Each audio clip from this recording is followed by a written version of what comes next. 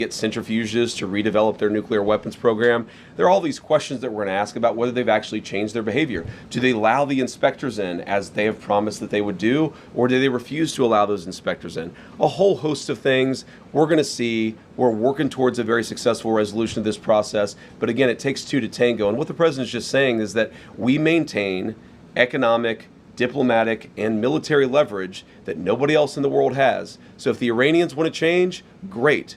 We're going to help them. If they don't change, we still got all the cards. Thank you. Yeah.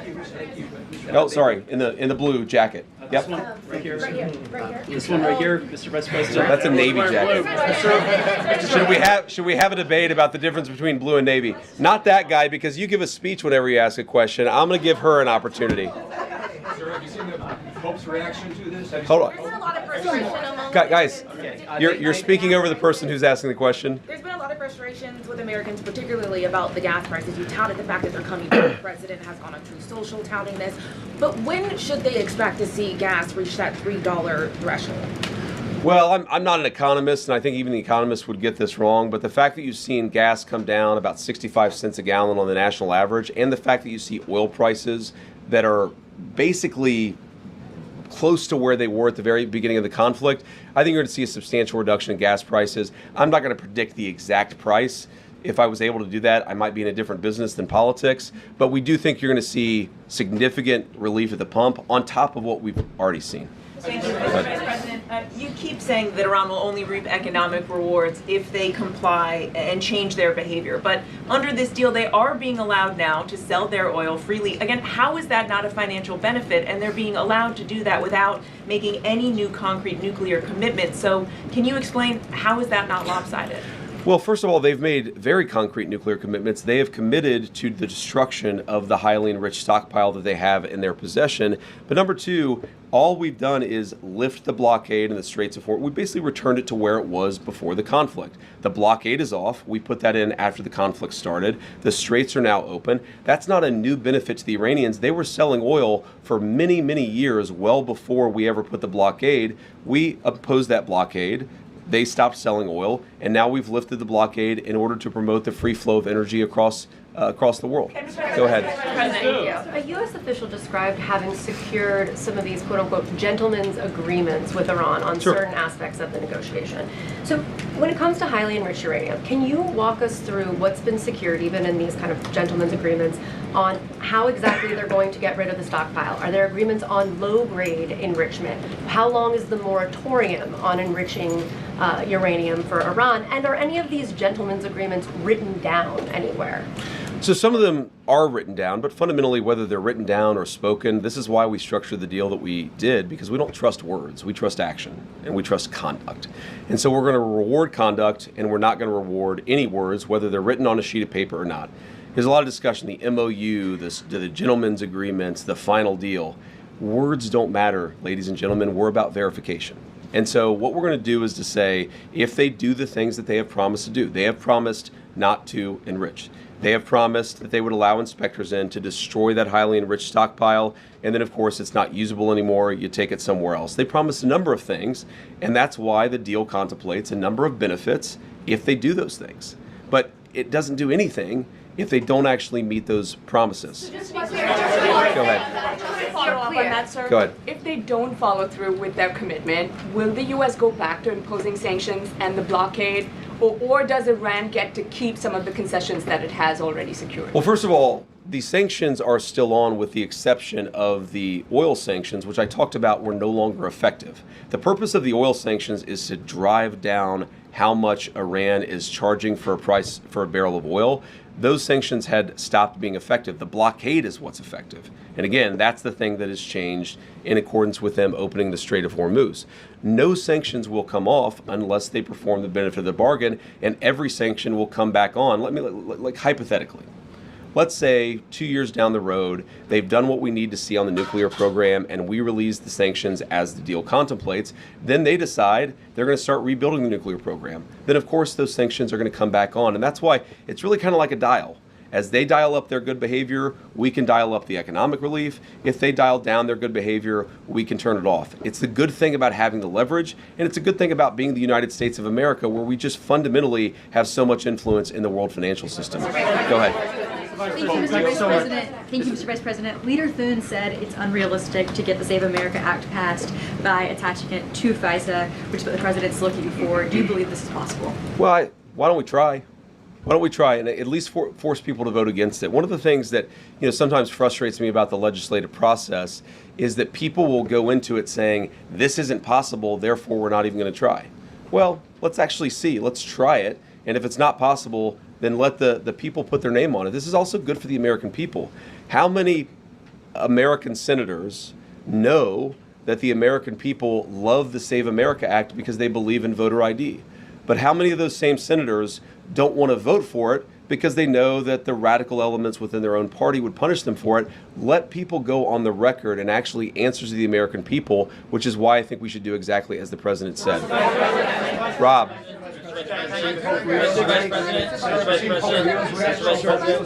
Rob. Thank you very much. On Monday, we were told the MOU will be published within 48 hours. The president then said after Friday. You, I think, then said by Friday, and then it ended up being read out on a briefing call yesterday. We were told the MOU had been signed electronically on Sunday. There was an Axios report that it hadn't been. There's going to be a signing ceremony on Friday, and then it's signed at Versailles last night. Is what's going on behind the scenes as chaotic as your public messaging?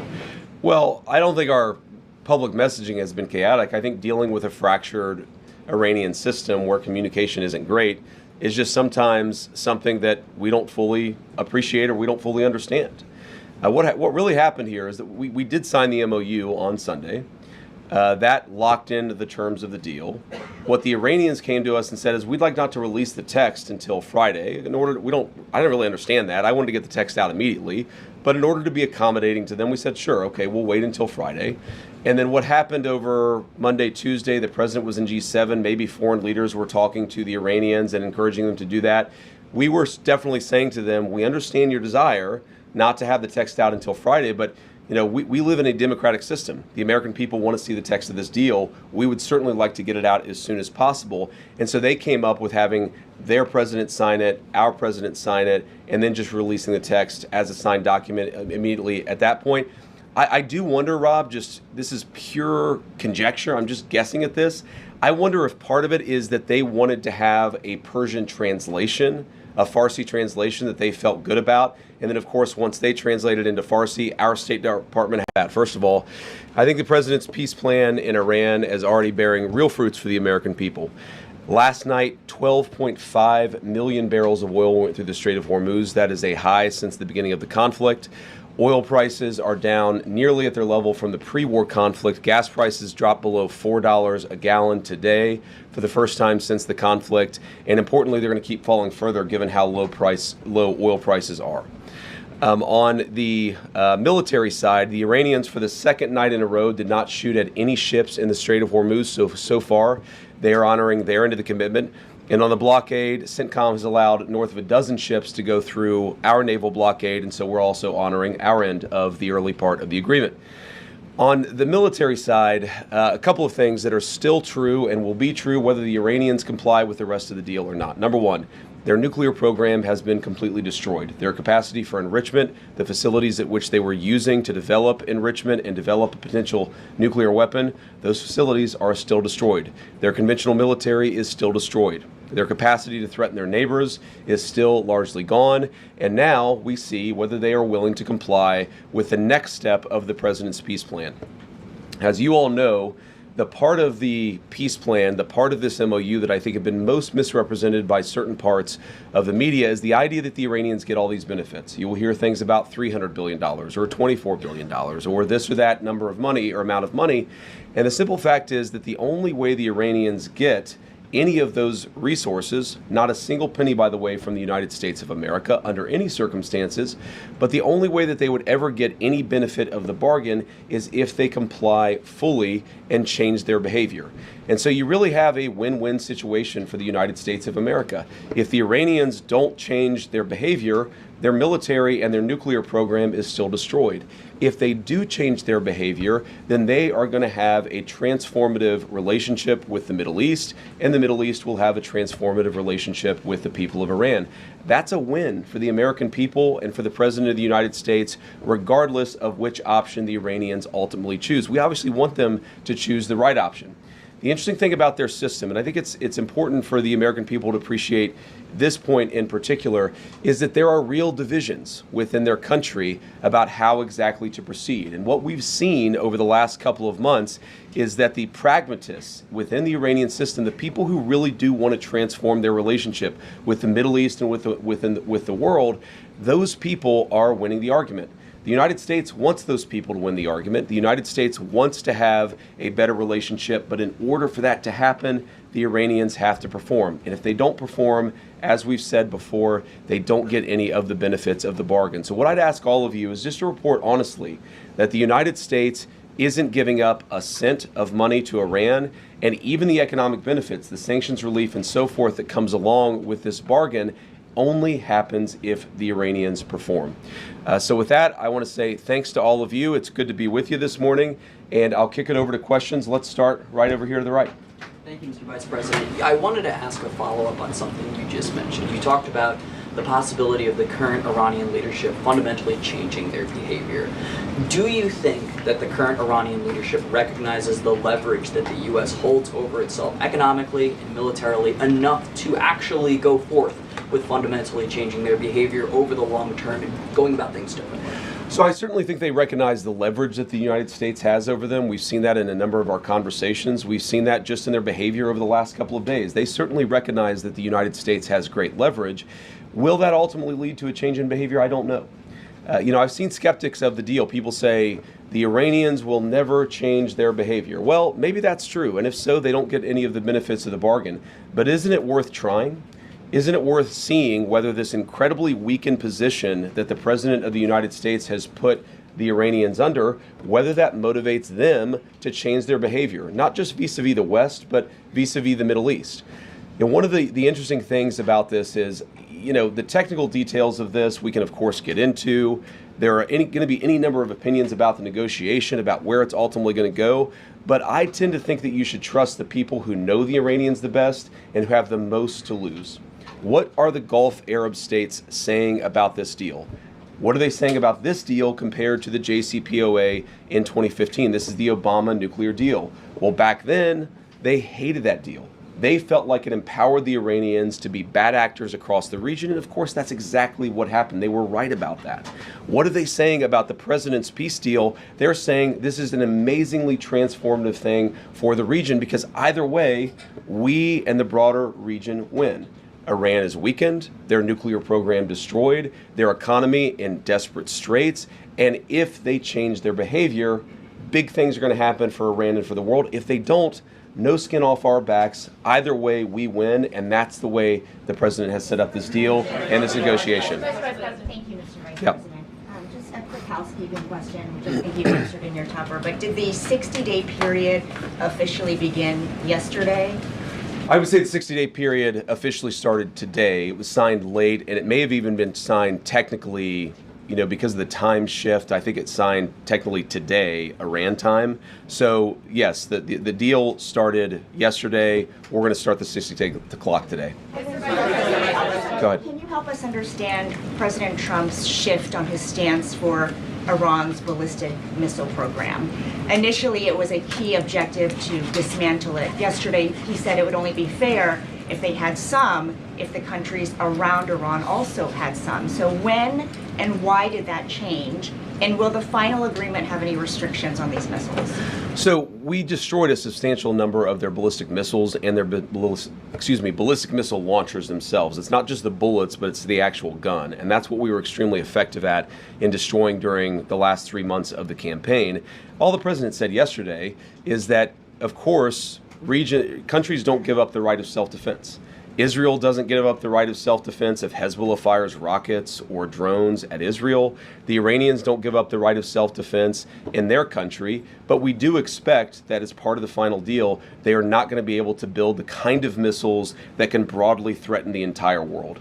And that's what the President of the United States said yesterday. And look, I mean, it's very simple. You can't tell a country, whether Israel or Iran, they're not allowed to have any self-defense. That's not what the President has asked. That's not what the President has requested. But as part of the final deal, what we want to see is Iran not funding regional instability, funding regional terrorism, and of course trying to rebuild their nuclear weapons program. That's the main thing. The nuclear weapons program is destroyed. It is gone. If the Iranians decided tomorrow to build a nuclear weapon, they simply don't have the capacity in order to do that.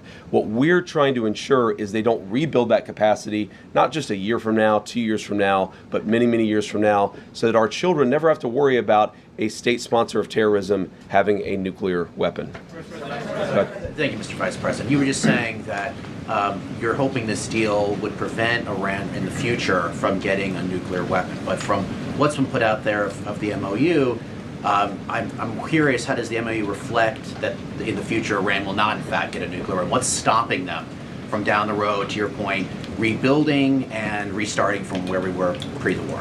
Well, number one, they would have to get a lot of money in order to rebuild a nuclear program. You're talking about billions and billions of nuclear infrastructure that the United States destroyed. In order for them to rebuild that program, they would have to get a lot of money. And we have them in an economic chokehold right now that we're not going to release until they fundamentally change their behavior. What would that look like? That would mean a real inspections regime. That would mean a real enforcement regime. As the MOU contemplates, that would mean the destruction of their enriched stockpile. All of these things are the sorts of steps you're going to take if you're serious about ending your nuclear weapons program. And that, again, is why I go back to this fundamental trade that's built into the deal. They need money to do anything. Their economy is in absolute dire straits. But in order for them to get any integration into the world economy, they're going to have to show us and verify for us that they are changing their behavior. And that's why the deal is set up in the way that it is. Go ahead. President Trump said yesterday that he was going to blame you if the talks with Iran go sideways. Are you worried that he's going to make you the fall guy? No, not at all. I mean, I think the president was joking, but as he often does. But no, I think, look, the entire team has worked very well on this, and we've got this thing to a very good place for the American people. Now, I have seen some progressive criticisms of me personally saying, what experience does the Vice President of the United States have with hostile, high-stakes negotiations? And I would point those progressive critics to the fact that just 2 days ago, I spent over an hour on The View. So I actually have great experience in very hostile negotiations, and I've used that. I mean, look, Joy Behar is way tougher than the Iranians, and she and I are best friends now. So we're going to get to a good place here. We're going to get to a good place. We're already at a good place. It's just a question of whether we can really get the icing on the top of fundamentally transforming Iran's relationship with the world. Go ahead. Thank you. A couple of just timing questions. How soon, as the MOU lays out, can Iran start selling any of its oil that has sort of been impounded, right, with the blockade?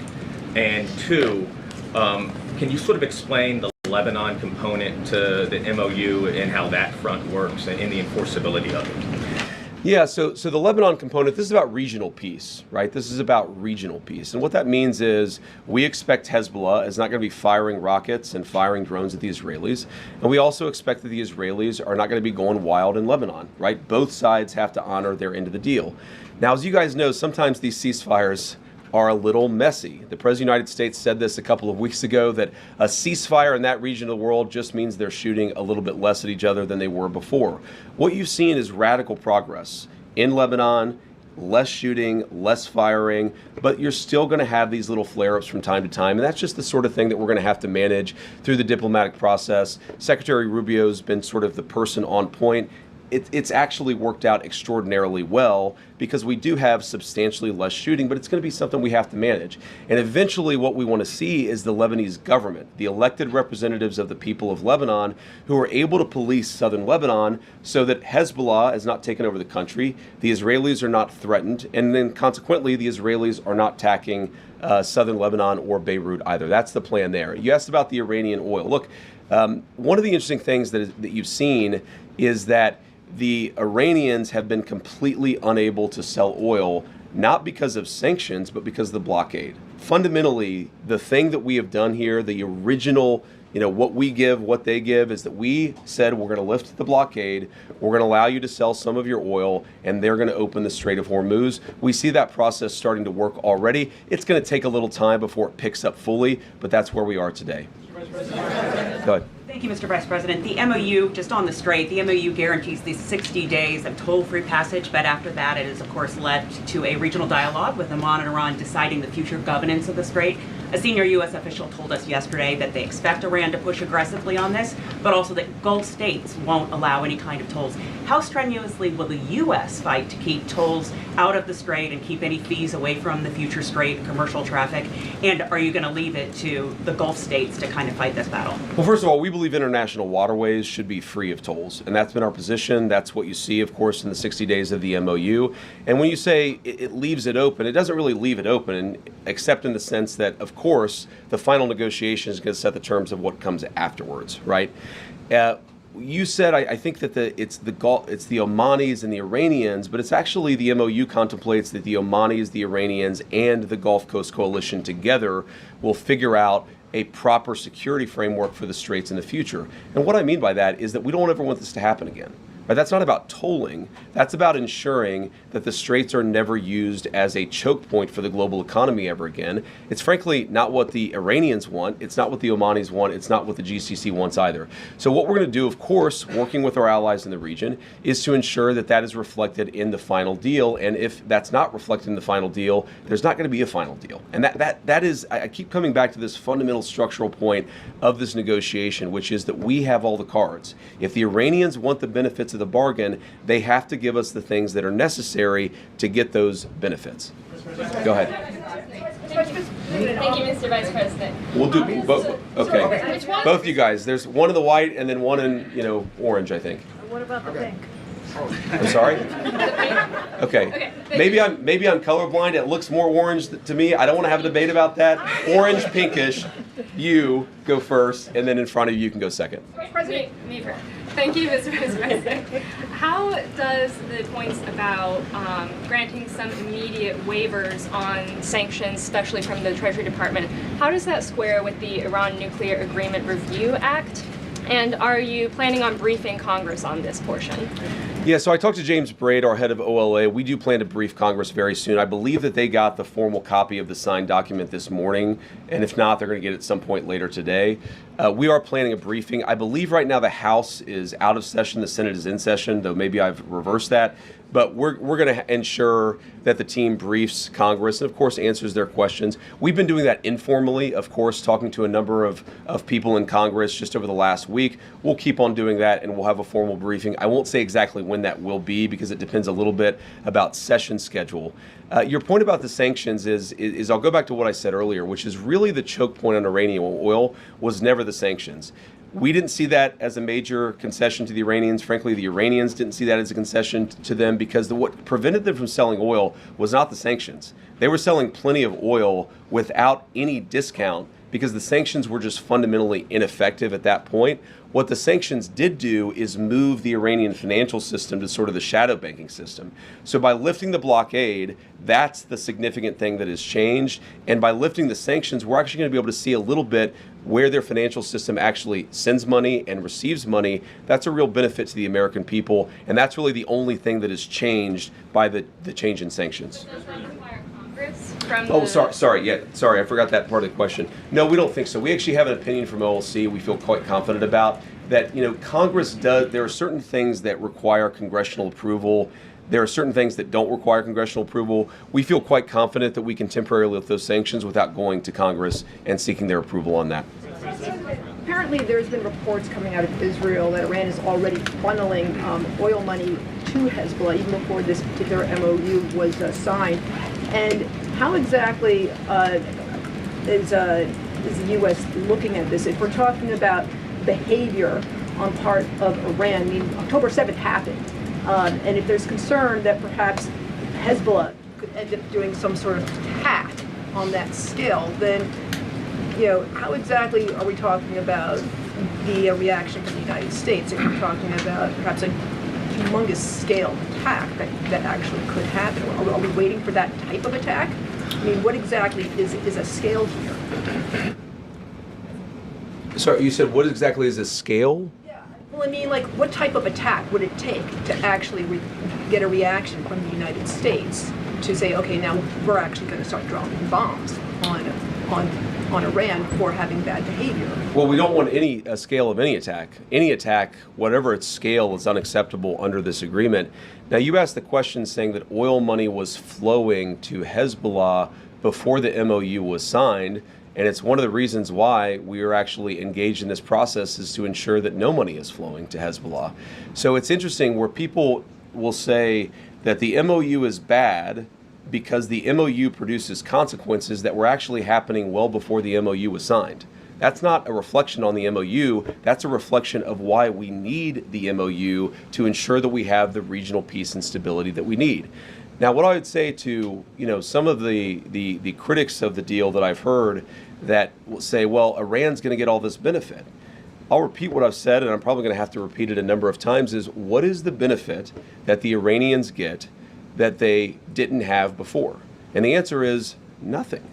They don't get anything unless they change their behavior. If they change their behavior, that is a thing to celebrate. That's going to transform the Middle East for a generation. If they don't change their behavior, they don't get the benefit of the bargain. And I think, I got to be honest, I think fundamentally this idea that, and it's a misrepresentation of the MOU, this idea that the Iranians get all these benefits before the deal is actually consummated. The idea that they get benefits before they change their behavior is fundamentally a talking point that is issued by people who want the conflict to continue indefinitely, despite the fact that that's not good for the American people and it's not good for the region. Way in the back. All the way back in the red. Thank you so much, Mr. Vice President. Mr. Vice President. Red here, you mean? Are you red? We'll do, okay, sorry. Thank you. I'm wearing bright red. So many today. people are wearing red. You can go first. Kara, right? Thank you, Kara. Okay, Thank and then you. next after that. Okay, great. Could you highlight the major differences between this deal and President Obama's deal in 2015 and why the administration believes that this deal is superior? And second, Mr. Vice President, President Trump has been vocal lately about his disapproval for Bibi Netanyahu's attacks on Lebanon. Has the administration spoken to Bibi Netanyahu directly about the president's concerns recently, and what is the feedback from Israel? Yeah, so we speak to Bibi or speak to somebody in the Israeli government, just as we speak to the Gulf Coast Coalition, our regional partners, pretty much every day, at least at some high level of our government. Look, the president's been very clear. He does not withdraw from Israel. No one could withdraw from another country the right of self-defense. Israel has the right to defend itself, but fundamentally, the Israelis, just like everybody else, have to respect this peace process that is fundamentally good for them and good for the entire region. What the president has grown frustrated sometimes is that we seem to be right on the cusp of a major breakthrough in the agreement, and then all of a sudden there's a major explosion that goes off in a civilian population center in Beirut, and a lot of people who have nothing to do with Hezbollah lose their lives. That's not acceptable. That's the sort of thing that we've asked for closer coordination so that we ensure it doesn't happen. And our message to the Israelis, just as our message to everybody else, is fundamentally, we want this peace process to be good for you. We do not want Hezbollah attacking Israel, but in order to ensure that that happens, we have got to actually build the kind of regional framework that can cut off the money to Hezbollah, cut off Iranian support for Hezbollah, and also ensure that Lebanon's territorial sovereignty is respected by all parties. And the difference between the two agreements. So first of all, the two big differences are not even in the substance of the deal itself, but something I said earlier are, number one,